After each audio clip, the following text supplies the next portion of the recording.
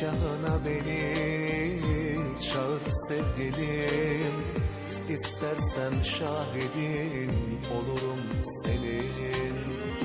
Bu adam kim diye soran olursa, eski bir tanıdık dersin sevgilim.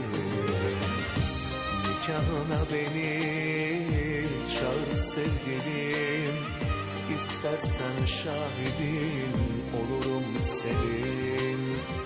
Bu adam kim diye soran olursa, eski bir tanıdık dersin sevgilim.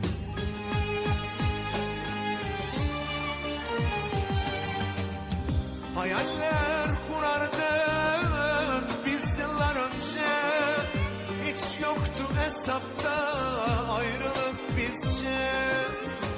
Bilirsin ne kadar görmek isterdim beyazlar içinde seni öylece.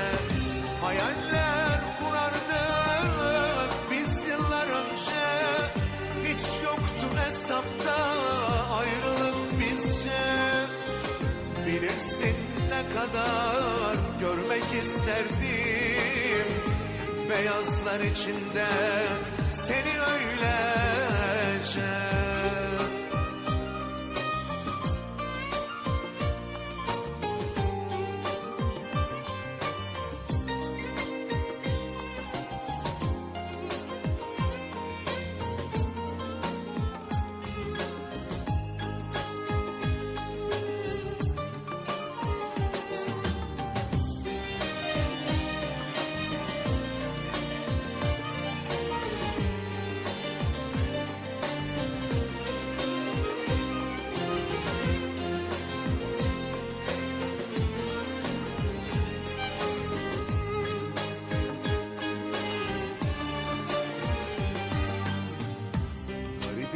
Biriysem sevemez miyim?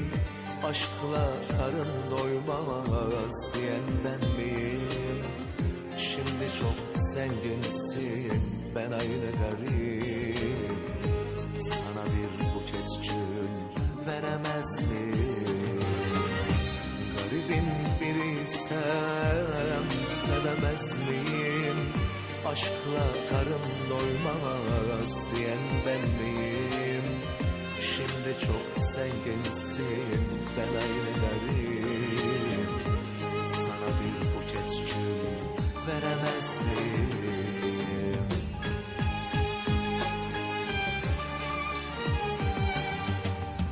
Nikah masasına oturdun işte, dayanmak çok zormuş böyle sevince. Sana mutluluklar sözüm kardeşim, at artık imzanı git bir an önce. Nikah masasına oturdun işte, dayanmak çok zormuş böyle sevince. Sana mutluluklar sözüm kardeşim, at artık imzanı git bir an önce.